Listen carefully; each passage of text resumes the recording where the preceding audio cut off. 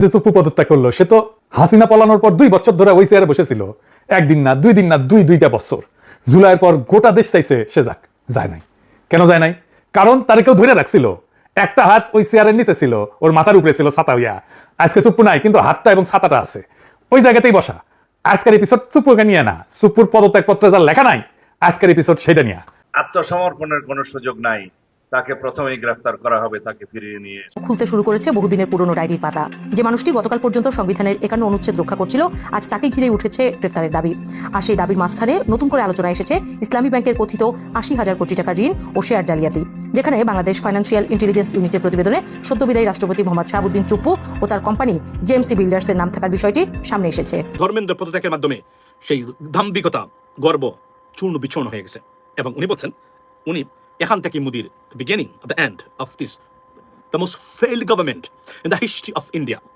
শুধু মানে ইন্ডিয়াকে উনি সারা পৃথিবীতে ছোট করেন নাই, হাস্যরসার পাত্র সৃষ্টি করেন নাই।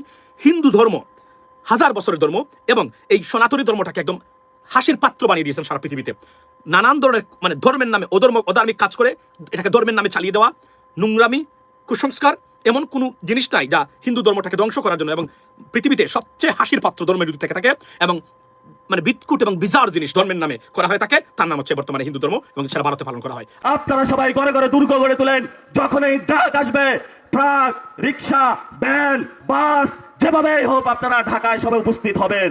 সরকার কিন্তু ক্ষমতা আসার আগে তারা বলেছিল, একাধিকবার তারা বলেছিল যে তারা সক্রিয়ভাবে বিবেচনা করবে ডক্টর মোহাম্মদ ইউনূসকে রাষ্ট্রপতি পদে নিয়োগ দিয়ে তার যে ব্র্যান্ডিং ইমেজ রয়েছে সেই ইমেজটিকে তারা ব্যবহার করবেন।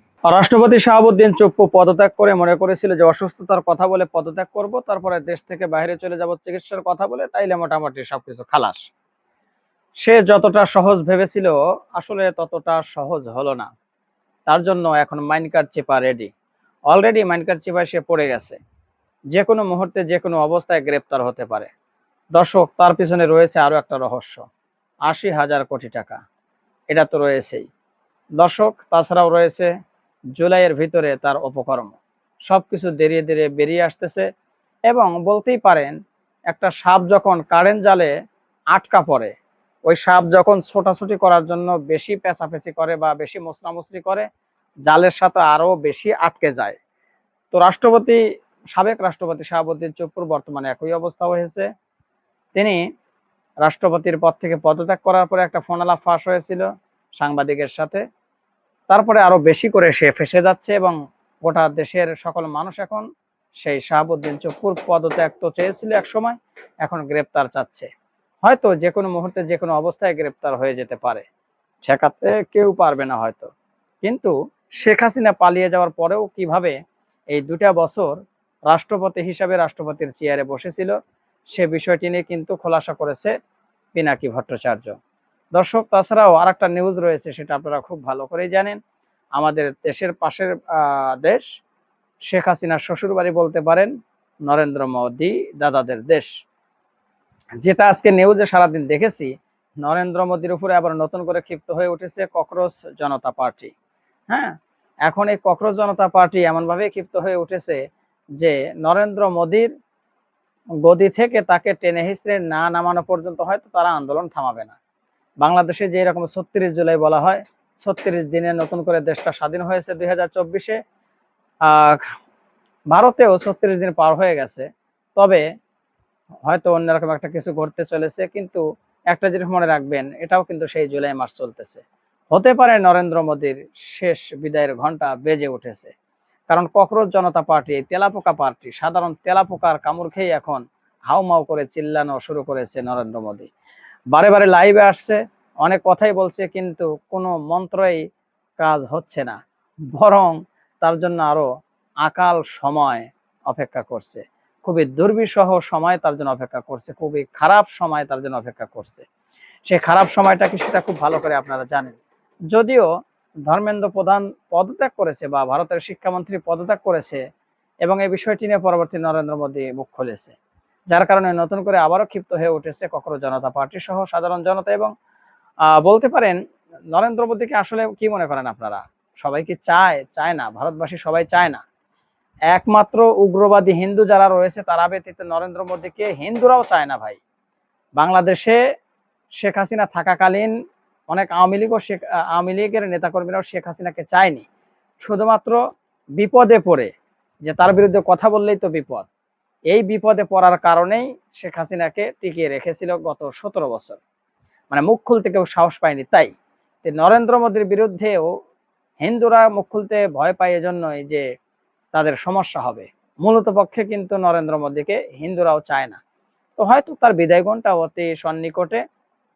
যত বড় বড় ফেসিবাদ, কাফের, বেঈমান, ইসলাম বিরোধী, আল্লাহ বিরোধী যারাই ছিল, যুগে যুগে ইতিহাস আমরা জেনেছি, তারা সামান্য নগণ্য কিছু বিষয় নিয়ে তাদের ক্ষমতা ধূলিসাৎ হয়ে গিয়েছে। যেমন নমরুদের মশার কামড় খেয়ে, ফেরাউনের নীল নদে ডুবে, আর এখন শেখ হাসিনা সাধারণ ছাত্র জনতার অভ্যুত্থানে, আর নরেন্দ্র মোদীর হবে হয়তো এই তেলা পোকার কামড় খেয়ে। তো দর্শক শ্রোতা, বিস্তারিত দেখতে থাকুন এবং শুনতে থাকুন। অনেক গুরুত্বপূর্ণ হতে চলেছে আজকের এই এপিসোডটি। পিনাকি ভট্টাচার্যের কথাগুলো আপনারা অবশ্যই শুনে যাবেন, অনেক কিছু জানতে পারবেন বা বুঝতে পারবেন। তো চলুন তার কথা না বাড়াই মূল নিউজে চলে যায়। তার আগে বলবো, আমাদের এই চ্যানেলে যদি আপনারা নতুন হন, প্রতিনিয়ত এই ধরনের গরম গরম খবরগুলো পেতে চ্যানেলটি সাবস্ক্রাইব করবেন। যারা করেছেন ধন্যবাদ। চলুন একটা লাইক দিয়ে বিস্তারিত আলোচনায় চলে যাই। হাসিনার গু একদিন আমরা মাথায় নিয়ে ঘুরেছি, ঘুরতে আমাদের বাধ্য করা হয়েছে। সুপ্পুকে সরানো যায় নাই। কার কারণে? বিএনপির কারণে। এটা কোনো গোপন কথা না, এটা আমি বহুবার বলছি, আর আজকে আবার বলতেছি। এখন বিবিসি কইতেছে বিএনপিতে স্বস্তি ফিরছে। বাহ, তো অস্বস্তিটা বিএনপি নিজে ইচ্ছা করে তো রেখে দিছিল। নিজের পায়ে নিজে কুড়াল মাইরা 2 বছর ধরে কুড়াল সরাই কইতেছে, আহ কি শান্তি। সুপ্পু থাকাতে কি মহা উপকারটা হয়েছে বিএনপির? বিএনপি কইতে পারবে না, আমি শিওর। আমার বগুড়া একটা প্রবাদ আছে, সেই নিকাই বসলো, কালিয়ানা জ্ঞান জ্ঞান করলো। বিএনপি সেই সুপ্পুরে সরাইলো, কালিয়ানা জ্ঞান জ্ঞান করে আর কি। আমরা কি চাইছিলাম? আমরা তো খালেদা জিয়াকে প্রেসিডেন্ট বানাতে চাইছিলাম। আমি একটা এপিসোডও করছিলাম, উনি বঙ্গভবনে থাকলে ওইভাবে ইনফেকশনটা হয়তো হইতো না, আমরা প্রেসিডেন্ট হইলে ওনারা ভালো টেক কেয়ার করতে পারতাম। আমি তারেক রহমানকে সরাসরি জিজ্ঞাসিলাম, কেন সুপ্পুরে রাখতে চান? উনি কইছিলেন ওনার মনে হয় সুপ্পুকে সরাইলে ওনার দেশে ফেরাটা বাধাগ্রস্ত। আমারও কইছিল আপনিও তো দেশে ফিরতে চান, আপনার দেশে ফেরাটা বাধাগ্রস্ত, আমার তো এখনো বাধাগ্রস্ত আছে। হিসাবটা মিলান, তারেক রহমান দেশে আসছে 7 মাস হয়ে গেল, উনার দল সরকারে, উনি প্রধানমন্ত্রী, তারপরে সুপ্পু বহাল তবিয়তে বসা ছিল, আর এখন খেপে কান। এখন খেপছে কারণ সুপ্পু কাটালানির সাথে কথা কইছে বলে। বিএনপির ধারণা ছিল সুপ্পু কাটালানির সাথে কথা বলে না, সে হাসিনাকে ফিরে আনার কোনো সিস্টেম করে না, আজিব বাদ। কিন্তু সুপ্পুরে কেন রাখার জন্য মরিয়া হয়েছিল বিএনপি, আসেন সেই গল্পটা এটা শুনে দেখি। আমরা যখন সুপ্পুরে সরানোর জন্য চাপ দিতেছি, ওয়াকার তখন বুঝে ফেলছে এরপরের চাপটা ওর উপরে আসবে। সে তখন করলো কি, 2 দিকে 2 কথা কইলো।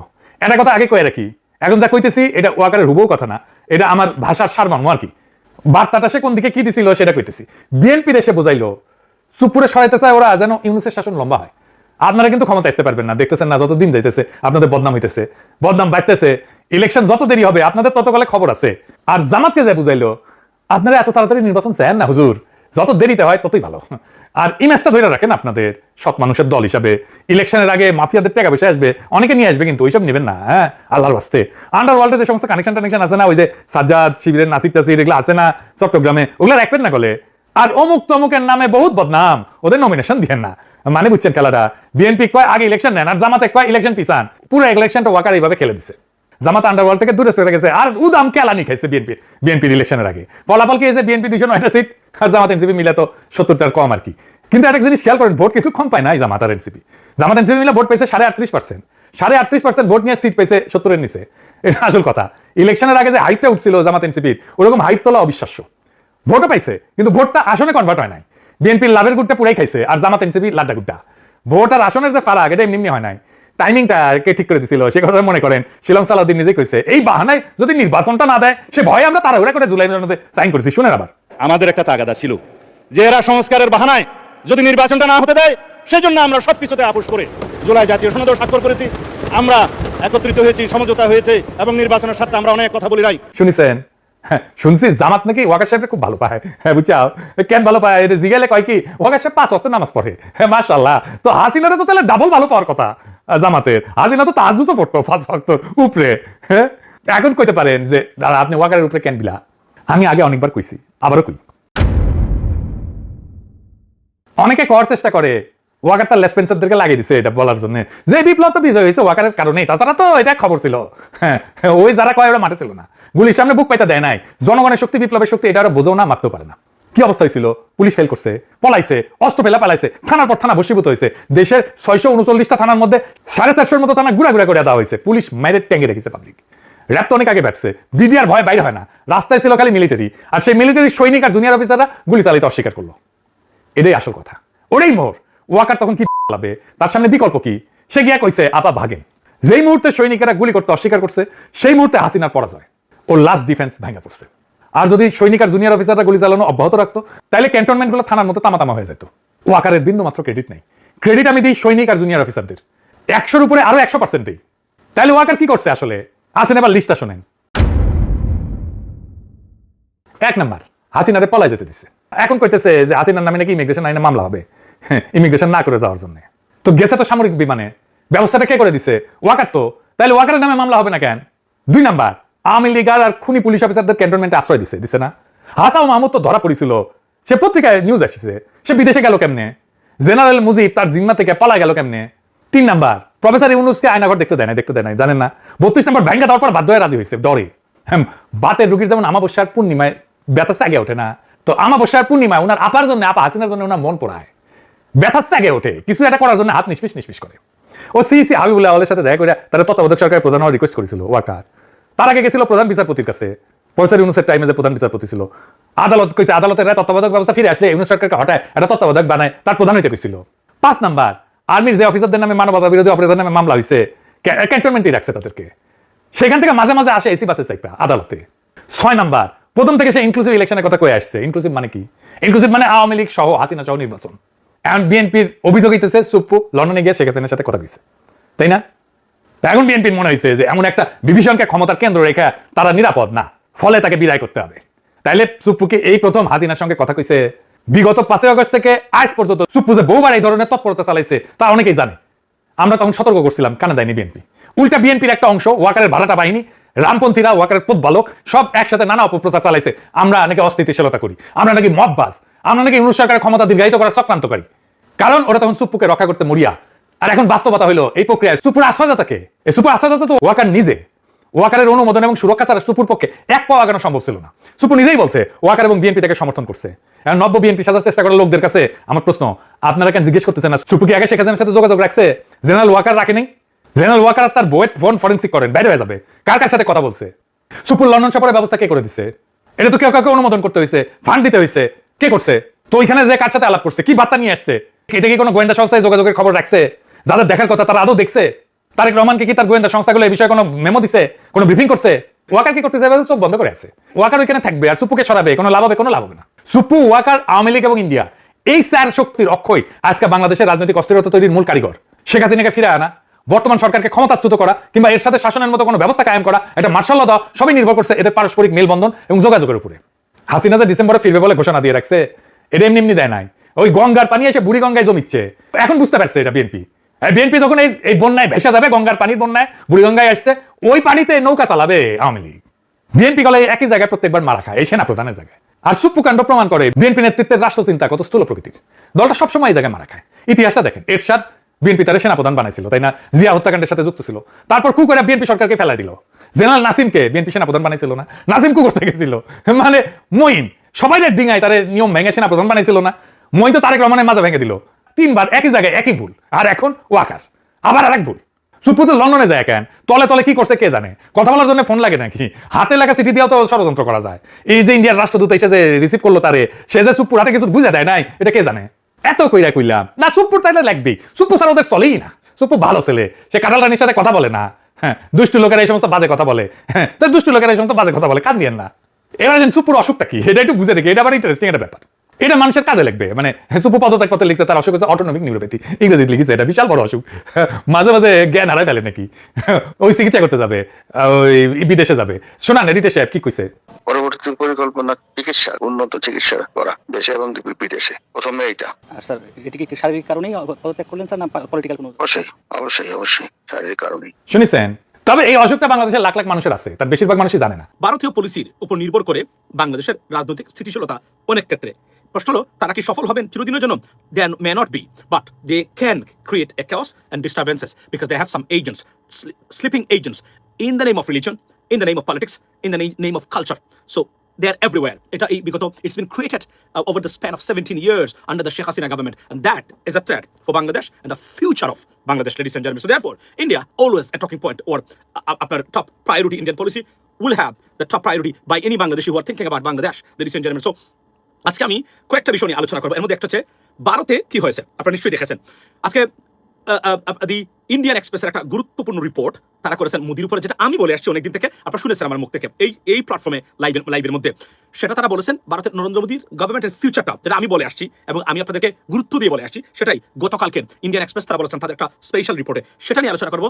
এজ ওয়েল এজ আজকে আপনার এই কি বলে মুম্বাইতে নরেন্দ্র মোদী গভর্নমেন্টের বিরুদ্ধে আবারও প্রোটেস্ট হয়েছে, অর্থাৎ আমরা বলেছিলাম এবং আমি নিজেও বলেছি, এটা আপনারা জানেন, the beginning of the end of Narendra Modi's government, like এই যে তাদের দাম্ভিকতা, এবং আমি মনে করি the future of BJP is in a limbo or at a stake right now or in a fake at a stake, কেননা সংকটাপন্ন, কেননা মানে এই যে জেনজি, এবং বলে রাখি শুরুতেই ভারতের জেনজি আমাকে মুগ্ধ করেছে, এটা এ বিষয়ে কোনো সন্দেহ নাই, কারণ এরা এতটা মানে আমি একটা যোগ করে বলি, মানে পাংটা এবং ইত্রা আমি যদি দেখতে চান তাহলে ভারতের তারা দেখিয়েছে গত কয়েকদিনের মানে মাসখানেকের এই প্রোটেস্টে নরেন্দ্র মোদী গভর্নমেন্টের credibility as a head of state, as a leader decimated or shattered in India, not only in India but also in around the world, ladies and gentlemen.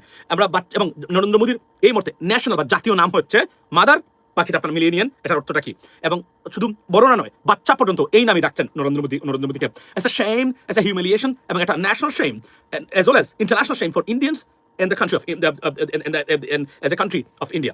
So ladies and gentlemen, আমি আপনাকে বলি, so ধরেন প্রতিটা ক্ষেত্রে আমরা এটা দেখতেছি বর্তমানে, এবং আমি শেয়ার করেছি অনেকগুলা, এবং গতকালকে নরেন্দ্র মোদী উনি যে বাধ্য হয়েছেন যখন তার মন্ত্রী পদত্যাগের আগে উনি যে লাইভে আসছিলেন কয়েক মিনিটের জন্য, আপনারা নিশ্চয়ই দেখেছেন, এটা নিয়ে সবচেয়ে বেশি ট্রলের শিকার, মানে একটা দেশের প্রধানমন্ত্রী লাইভে এসে বক্তব্য দিয়েছেন, এটাকে কি পরিমাণ মানে হাসি এবং তামাশার সৃষ্টি করেছে কল্পনাতীত, ওটা শেখ হাসিনাকে নিয়ে করা হয় নাই, কিন্তু মোদীকে নিয়ে এটা করা হয়েছে। এবং একটা জিনিস উনি প্রমাণ করেছেন নরেন্দ্র মোদী তার লাইভে, টেলিপ্রম্পটার ছাড়া 2টা লাইন বলার ক্ষমতা ওনার নাই, অর্থাৎ লিখিত বক্তব্য দেওয়া ছাড়া 2টা লাইন ঠিক মতো বক্তব্য দেওয়ার ক্ষমতা নরেন্দ্র মোদীর সত্যিকার অর্থে গুছিয়ে নেই, এবং এটা ভুল উচ্চারণ থেকে শুরু করে সবকিছু নিয়ে এমনভাবে ট্রল হয়েছে, সিরিজ অফ ভিডিওস, এবং জাস্ট কমপ্লিটলি, এবং ইন্ডিয়ানরা সোশ্যাল মিডিয়াতে ভেরি অ্যাক্টিভ, আপনারা নিশ্চয়ই জানেন, একদম তস্তস করে দিয়েছেন, ইটস আ ন্যাশনাল লজ্জা ফর ইন্ডিয়ান। এবং বলে রাখি আজকে আমার লাইভে শুরুতেই যে আমি চাই, আজকে আমি বলে গেলাম এটা I am proposing this one, আমি চাই এই এই মানে বাংলাদেশে একটি জেনজির ইন্টারন্যাশনাল সামিট হোক, সম্মেলন হোক, এবং এটা বাংলাদেশের তরুণ প্রজন্ম কোনো পার্টির আন্ডারে নয় বা ব্যানারে নয়, এটা শ্রীলঙ্কা, নেপাল, ইন্ডিয়ান জেনজির এবং পাকিস্তান, এই ধরনের জেনজি যারা আছে সবাইকে নিয়ে একটা জেনজি সম্মেলন হোক। দুর্বৃত্তায়িত রাজনীতি, মানে চরম দুর্নীতিগ্রস্ত মানে এশিয়ার পলিটিক্স, এবং ধর্মের মাধ্যমে বিভেদ সৃষ্টি করা মানে ধর্মকে ব্যবহার করে বা এই দেশে এই এলাকাগুলোতে কেওস সৃষ্টি করা যারা করেন তাদের বিরুদ্ধে একটি সম্মেলন হওয়া দরকার বলে আমি মনে করি, এবং এটা sponsor, I can be part of it, there are many people should be part of it, এবং এটা আমাদের এই এলাকার। এবং আমি একটা জিনিস বলি, আজকে ভারতীয়দের জেনজিদের যে উত্থান দেখেছি আমি যদি রং না হই, আমি মনে করি এরা ভারতকে নেতৃত্ব দিবে, এবং এরাই আমাদের সাউথ ইস্ট এশিয়া পার্টিকুলারলি সার্ককে কার্যকর করতে পারে, এবং এই সার্কের মাধ্যমে নতুন একটা মানে অর্থনৈতিক পরাশক্তির উত্থান করতে পারে এই আমাদের এখান থেকে, এবং এটা only possible by Gen Z, there is no other way. I voted for your suggestion. Thank you so much. আমি মনে করি এটা খুবই গুরুত্বপূর্ণ, এবং এই যে আমাদের এই যে কি বলে অভিষেক মানে নাকি মানে আপনার সিজেপির প্রধানকে এই অভিজিৎকে আমন্ত্রণ জানানো দরকার বাংলাদেশে, তাকে বাংলাদেশে আনা দরকার, তার বক্তব্য আমাদের জেনজি শোনা দরকার, কারণ হি just initiated an international movement against the graceless and corrupted political system and politics. Abhijit দীপকে তাকে নিয়ে আসা দরকার, এবং আমি মনে করি আমাদের একটা জেনজি প্রটেস্ট হওয়া দরকার। এর বাহিরে আমি মনে করি না এই সাউথ ইস্ট এশিয়া, কেননা সাউথ ইস্ট এশিয়ার ধর্মের নামে বিভেদ এবং বিভাজনের রাজনীতি এবং এই করাপ্টের রাজনীতি যতদিন থাকবে এই এলাকার মানুষ যারা আছে এই যে কোটি কোটি জনগণ এরা ক্ষতিগ্রস্ত হবে। না হলে যদি সত্যিকার অর্থে আমরা সৎ লিডারশিপ এবং সরকার আনতে পারি মানে ওই এলাকাগুলোতে, আমি মনে করি it could B A serious prosperous block of this world, অর্থনৈতিক মানে ব্লক। সো এটা আমি ভাবছি, এবং আমাদের স্পন্সর দরকার। আমরা মনে করি যে ব্যবসায়ী যারা আছেন তাদেরকে প্রেশার ক্রিয়েট হলো, they have to sponsor this programme. এটা for the betterment of the future of Bangladesh, betterment of this entire SAARC countries, not only that but also for the people of this world, ladies and gentleman. এবং এটা সাংঘাতিক ধরনের একটা পরিবর্তন সৃষ্টিকারী একটা movement হতে পারে বলে আমি মনে করি, সুতরাং আমরা এগুলা করা দরকার। সো আমি কোন জায়গাতে আমি মূলত আজকে শুরু করতে চাই, সেটা হচ্ছে যে এই গতকালকের শিক্ষামন্ত্রী যে আপনার ধর্মেন্দ্র প্রধান হচ্ছেন নরেন্দ্র মোদী, যারা জানেন না লেখাপড়া করা মানুষ, কিন্তু উনি বাট চরম উগ্র হিন্দুত্ববাদে বিশ্বাসী একজন ব্যক্তি উনি, মানে যারা RSS যারা আমরা বলি। সো উনি কিন্তু নরেন্দ্র মোদীর একজন সিরিয়াস পার্টনার, মানে ওনার বাবা ছিলেন মানে বিজেপি সরকারের মন্ত্রী, সুতরাং ওই গ্লোব থেকে যারা বাংলাদেশে এগুলো হয় উনি এসেছেন এবং ভেরি পাওয়ারফুল এলাই অফ নরেন্দ্র মোদী, যিনি পদত্যাগ করতে বাধ্য হয়েছেন। কতটা প্রেশার থাকলে উনি পদত্যাগ করতে বাধ্য হন, ইউ ক্যান ইমাজিন দ্যাট। উনার মতো একজন ব্যক্তি, উনি সেকেন্ড হ্যান্ড অমিত শাহ পরেই উনার অবস্থান ছিল বিজেপিতে বা এই সরকারে, সেই ব্যক্তি পদত্যাগ করতে বাধ্য হচ্ছেন। কতটা প্রেশার খেলে নরেন্দ্র মোদী, মানে রাত্রে যে আপনার যে 3টার সময় উনি যে লাইভটা করেছেন, সেই লাইভটা উনি কতটা বিপদগ্রস্ত হয়ে তার চেহারা দিকে তাকালে আপনি বুঝতে পারবেন উনি কেন এই মানে অবসময়ে লাইভে উনি এসেছিলেন। আমি আপনাদেরকে বলি, আমি এই কথাটা আমি বলছি, দেখুন আপনারা আমাদেরকে আন্ডার এস্টিমেট করতে পারেন, কিন্তু মনে রাখবেন আমরা যা বলি আন্তর্জাতিক মিডিয়াতে সেগুলো প্রকাশ পায় দিস ওয়ে দ্যাট ওয়ে। বিগত আপনার ইন্টারিম গভর্নমেন্ট যত কাজ করেছে বিশেষ করে প্রবাসী বা অন্যান্য ক্ষেত্রে এগুলো আমি 10 বছর আগ থেকে বলে আসছি, আমাদেরকে ক্রেডিট দেওয়া হয় না, but I said that and not মানে one time or two times repeatedly on my social media posts, এবং আমার পেজগুলো চলে গেল, এগুলা ভিডিও ইউটিউবে বিভিন্ন সেক্টরে বিভিন্ন ধরনের চ্যানেলে এখন পর্যন্ত আছে, খুঁজলে আমরা পাবো। দি ইন্ডিয়ান এক্সপ্রেস গতকালকে যে রিপোর্টটা করেছে, রিপোর্টের নাম the myth of Modi's invincibility was just broken. অর্থাৎ উনি বলছেন যে তার যে দাম্ভিকতা, ক্ষমতা, আধিপত্য, এটা শ্যাটার্ড হয়ে গেছে এবং ব্রোকেন অর্থাৎ ভেঙে পড়েছে। এই কথাটা আমি বলেছি, আপনি 2-3 দিন আগে থেকে আপনারা শুনতেছেন। এখন এই মিডিয়াতে আসলে তো এটাকে গুরুত্ব আমাদেরকে দিতে হয়। তো কেন এই বিষয়টা, সেটা হচ্ছে যে এই আপনার কি বলে এটাকে, এই নরেন্দ্র মোদী গভর্নমেন্ট এই 17 বছরে সীমাহীন লুটপাট এবং দুর্নীতির সাথে যুক্ত ভারতে। আদানি আম্বানিতে ভারত বিপর্যস্ত জিম্মি করে রেখেছেন নরেন্দ্র মোদী তার নিজেদের মানে অলিগার্স, যারা ভ্লাদিমির পুতিন তৈরি করেছেন, কাছের মানুষ যারা অলিগার্স শ্রেণী, শেখ হাসিনা যারা তৈরি করেছিল, এসালম, তারপরে আপনার সালমান এফ রহমান, বসুন্ধরা, মানে আরো এবং আজাদ সাজাদ, এদেরকে দিয়ে যেভাবে সৃষ্টি করেছিল, ঠিক একই অলিগার্স শ্রেণী। মনে রাখবেন, স্বৈরশাসকদের একটা প্যাটার্ন আছে, তারা নিজেরা ক্ষমতা থাকে, মিডিয়াকে কন্ট্রোল করে, মিডিয়াকে নিজেদের করে নেয় এবং একটা অলিগার্স শ্রেণী তারা সৃষ্টি করে। Exact pattern was in Bangladesh and in India and in Russia two.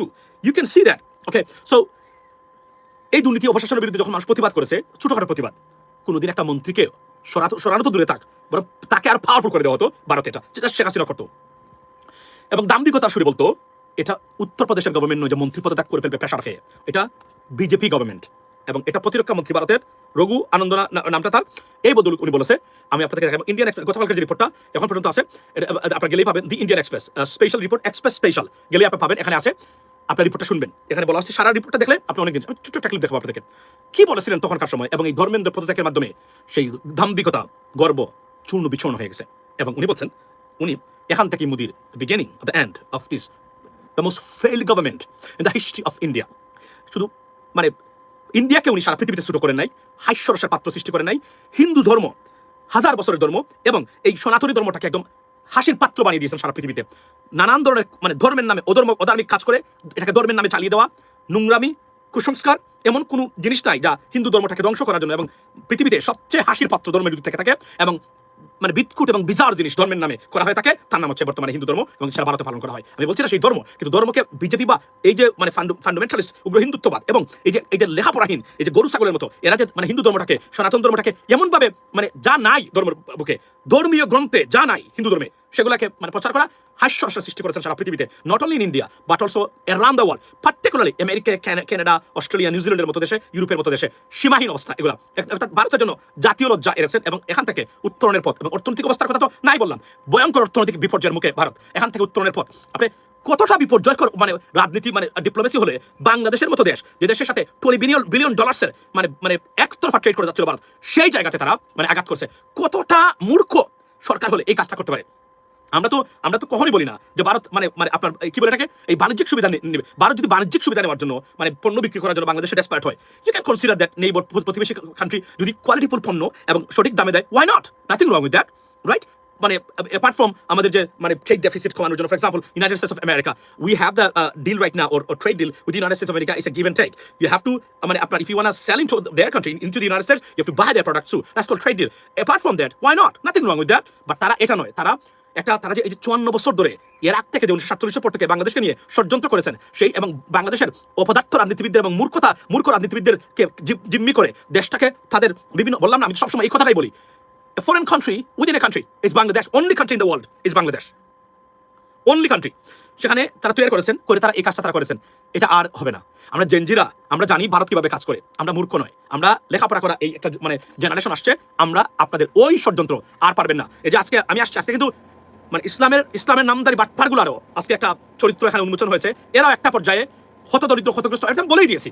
জামাত যদি নাম চেঞ্জ করে, জামাত যদি তাদের রিস্ট্রাকচার করে রাজনৈতিক দলে, তারা এরা সবাই ভিক্ষা করে খাবে জামাতের প্রতিষ্ঠানে এসে, এটা আমি বলছি। এর মানে তারা মনে করে যে আমি জামাতের রাজনীতির সাথে জড়িত, আই এম নট। বাট যেটা সত্যটা বলতে হবে, এরা আমি বললাম না, এরা বাংলাদেশটা কোন জায়গায় বিপজ্জনক অবস্থা আছে দাঁড়ে কাছেও নাই। সেই তারেক রহমান সাহেবের শ্বশুর পক্ষের আত্মীয়, অর্থাৎ জুবাইদুর রহমানের আত্মীয়া আইরিন খান, যিনি একটি বিশ্ববিখ্যাত মানবাধিকার সংগঠনের প্রধানরূপে দীর্ঘদিন দায়িত্ব পালন করেছেন, অ্যামনেস্টি ইন্টারন্যাশনালের প্রধানরূপে।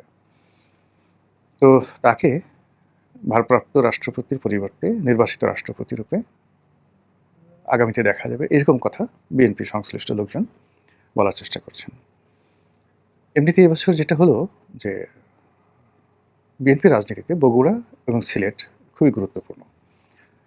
বেগম জিয়া যখন রাজনীতি করতেন তখন বগুড়া এবং ফেনী এবং একই সঙ্গে দিনাজপুর, এই 3টে জেলার গুরুত্ব ছিল। দিনাজপুর বেগম জিয়ার বাবার বাড়ি বা মায়ের বাড়ি, নানা বাড়ি সম্ভবত।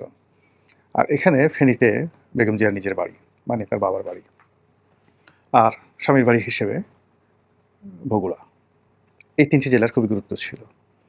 এখন সেই গুরুত্বটা চলে এসছে বগুড়া এবং একই সঙ্গে সিলেট, যেখানে জুবাইদুর রহমানের বাড়ি।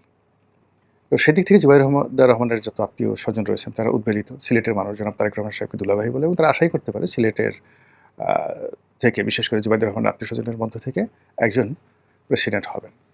তো আমার বক্তব্য হলো যে তাই যদি হয় তাহলে কেন জুবাইদুর রহমান নন?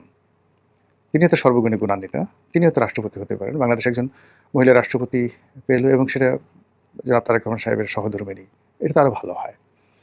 এমনকি সারা বিশ্বকে চমক লাগিয়ে দেওয়া যেতে পারে যদি জাইমা রহমানকে রাষ্ট্রপতি করা হয়। তো এনিওয়ে, সরকার কি করবে না করবে সেটা তাদের ব্যক্তিগত বিষয়। এর বাইরে যে নামগুলো আসছে তাদের মধ্যে হোসেন জিল্লুর রহমানের নাম কেউ কেউ বলছেন। তারপর দলের ভিতরে যারা দীর্ঘদিনের ত্যাগী নেতা আছেন তাদের মধ্যে মির্জা ফখরুল সাহেব সবার আগে, খন্দকার মোশাররফ সাহেবের নাম আসছে, ডক্টর মঈন খানের নাম আসছে।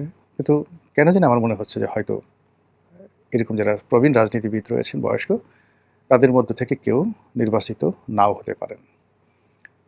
অনেকে ডক্টর মোহাম্মদ ইউনূসের নির্বাচন হওয়া নিয়ে নানা রকম কথাবার্তা বলছেন। ব্যক্তিগতভাবে ডক্টর মোহাম্মদ ইউনূস সম্পর্কে আমি আশাহত। যতটা না আশাহত তার চেয়ে বেশি তার ব্যাপারে আমার আবেগ ছিল, ভালোবাসা ছিল। একেবারে সেই আমি ওনাকে যেদিন থেকে জেনেছি সেই দিন থেকে একেবারে আগস্ট মাসের 5 তারিখ পর্যন্ত। 2024 সালের আগস্ট মাসের পরে রাষ্ট্র ক্ষমতায় এসে তিনি যে দায়িত্বহীনতা, কর্তব্যহীনতা, স্বজনপ্রীতি, ব্যক্তিগত দুর্বলতা, ব্যক্তিগত রাগ, ক্রোধ, ক্ষোভ এবং প্রশাসন চালাতে সীমাহীন ব্যর্থতার যে নজির স্থাপন করেছেন, তাতে করে আমাদের পুরো রাজনীতির যে খোলস, কৃষ্টি এবং কালচার, এগুলো সব এলোমেলো হয়ে গেছে। অথচ টিল নাও, এখনও পর্যন্ত এই মানুষটির একটা ইন্টারন্যাশনাল কানেক্টিভিটি রয়েছে, যেটা বাংলাদেশে এখনও পর্যন্ত জীবদ্দশায় আর কারোরই নেই। তার একটা আমেরিকান কানেক্টিভিটি রয়েছে, ইউরোপিয়ান কানেক্টিভিটি রয়েছে, সারা দুনিয়াতে তার একটা কানেক্টিভিটি রয়েছে। কিন্তু সমস্যাটা হলো যে আপনি এই মানুষটিকে আপনি যদি অ্যাডমিনিস্ট্রেটিভ চিফ হিসেবে দেন তাহলে তিনি পারবেন না, অর্থাৎ প্রধানমন্ত্রীর মতো এক্সিকিউটিভ পদ পারবেন না। কিন্তু তাকে একটি অলংকারিক পদ হিসেবে যদি রাষ্ট্রপতি বানানো হয় তাহলে তার এই ব্র্যান্ডিংটা ব্যবহার করা যেতে পারে। এখন সেটা সরকার করবে কি করবে না এটা তাদের ব্যাপার। কিন্তু সরকার কিন্তু ক্ষমতা আসার আগে তারা বলেছিল, একাধিকবার তারা বলেছিল যে তারা সক্রিয়ভাবে বিবেচনা করবে ডক্টর মোহাম্মদ ইউনূসকে রাষ্ট্রপতি পদে নিয়োগ দিয়ে তার যে ব্র্যান্ডিং ইমেজ রয়েছে সেই ইমেজটিকে তারা ব্যবহার করবেন। এই গেল এক। 2 নম্বর হলো যে আমি যেটা ব্যক্তিগতভাবে মনে করি সেটি হলো রাজনীতির সৌন্দর্য কৃতজ্ঞতা বোধে। রাজনীতির সৌন্দর্য হলো প্রতিদানে আর কমিটমেন্ট রক্ষা করার ক্ষেত্রে। নেলসন ম্যান্ডেলার একটা চমৎকার কথা শুনেছিলাম। যখন আমেরিকাতে তিনি গেলেন প্রেসিডেন্ট হয়ে, তখন সবাই তাকে বলল যে আপনি কী ধরনের কাজকর্ম করছেন, পুরো ওয়েস্ট যাদেরকে খারাপ বলছে, আপনি কিউবাকে বলছেন কিউবা একটি ভালো দেশ, ইয়াসির আরাফাতের প্রশংসা করছেন, লিবিয়ার কর্নেল গাদ্দাফির প্রশংসা করছেন। এটার উত্তরে তিনি খুব বোল্ডলি যে বক্তব্য দিয়েছিলেন, এখনও আমার কাছে মনে হয় একজন রাষ্ট্রনায়কের এর চাইতে বোল্ড এবং মাস্টারপিস কোনো বক্তব্য আমি এখন পর্যন্ত শুনিনি। তিনি যেটা বলেছিলেন যে আমাদের ওয়েস্ট, পশ্চিমা যারা রাষ্ট্র, তারা মনে করে যে তাদের বন্ধু আমাদের বন্ধু হবে এবং তাদের শত্রু আমাদের শত্রু হবে। কিন্তু এটা সত্য নয়। আমরা দক্ষিণ আফ্রিকার ন্যাশনাল কংগ্রেস যখন খুব বিপদগ্রস্ত ছিলাম, সবার আগে আমরা আমেরিকার কাছে এসেছি, তারপর ইউরোপের কাছে গিয়েছি সাহায্য চাওয়ার জন্য। কেউ আমাদেরকে আশ্রয় দেয়নি, সাহায্য দেয়নি। কিন্তু যেই মুহূর্তে আমরা কিউবার কাছে গিয়েছি, সঙ্গে সঙ্গে ইনস্ট্যান্টলি তারা আমাদেরকে গ্রহণ করেছেন, সাহায্য করেছেন। একই কাজ করেছেন কর্নেল গাদ্দাফি এবং ইয়াসির আরাফাত। তো কাজেই সারা দুনিয়া তাদেরকে যত কথাই বলুক না কেন, আমরা এই অনৈতিক কাজটি করতে পারবো না। তো এই যে নেলসন ম্যান্ডেলা, তিনি যেভাবে তার দলকে এখনও পর্যন্ত দক্ষিণ আফ্রিকার রাষ্ট্র ক্ষমতায় রেখেছেন, তিনি যেভাবে সম্মানজনকভাবে বিদায় নিয়েছেন, সারা পৃথিবী যেভাবে তাকে মাথায় করে নাচছে তার এই বোল্ডনেসের কারণে, সেক্ষেত্রে তারেক রহমান সাহেবেরও স্মরণ করা উচিত। সারা দুনিয়া কে কী বলল ডাজ নট ম্যাটার। কে কি মন্তব্য করলো ওটাও কোনো বিষয় নয়। তার বিষয় হলো ডক্টর মোহাম্মদ ইউনূসের সঙ্গে ক্লোজ ডোরে তার কি কথা হয়েছে আমরা কিছু জানি না, কিন্তু এই কথার বাইরে তিনি যদি যান তাহলে তার এবং তার সরকারের উপর থেকে যে বরকত রয়েছে, খোদাই বরকত রয়েছে, এটা উঠে যাবে। ডক্টর মোহাম্মদ ইউনূস আগেই বলেছি যে এখন তিনি আমার পছন্দের মানুষ নন। তার পুরো শাসন জামানাতে আমি যেভাবে যাকে বলা হয় সমালোচনা করেছি, এটা হয়তো বাংলাদেশে ওভাবে আর কেউ করেনি, একেবারে শুরুর দিক থেকে। কিন্তু আমি তারপরে বলছি যে এই রাষ্ট্রটি সুন্দরভাবে চালানো দরকার। তো এই রাষ্ট্রটি সুন্দরভাবে চালানোর জন্য যেটি দরকার সেটা হলো তারেক রহমান সাহেবের ধর্মবোধ, নীতিনৈতিকতাবোধ এবং respectful attitude towards the commitment. দর্শক, আশা করি পুরো ভিডিওটি আপনারা দেখেছেন। এবার অবশ্যই আপনাদের মূল্যবান মতামতটা ভিডিওর কমেন্ট বক্সে জানিয়ে দিবেন। পারলে ভিডিওটি শেয়ার করে সবারই দেখার সুযোগ করে দিবেন। আর আমাদের এই চ্যানেলে এখনো যারা সাবস্ক্রাইব করেননি, প্রতিনিয়ত এই ধরনের আপডেট গরম গরম খবর পেতে আমাদের এই চ্যানেলটি সাবস্ক্রাইব করে পাশে থাকা বেল বাটনটি চেপে দিবেন। তাহলে প্রতিনিয়ত সকল গরম খবর আপনার কাছে সবার আগে পৌঁছে যাবে। ইতিমধ্যে যারা অলরেডি সাবস্ক্রাইব করে দিয়েছেন তাদেরকে ধন্যবাদ জানিয়ে ভিডিওটি এখানে শেষ করছি। দেখা হবে নতুন কোনো ভিডিওতে। সে পর্যন্ত সবাই ভালো থাকবেন, সুস্থ থাকবেন। আল্লাহ হাফেজ।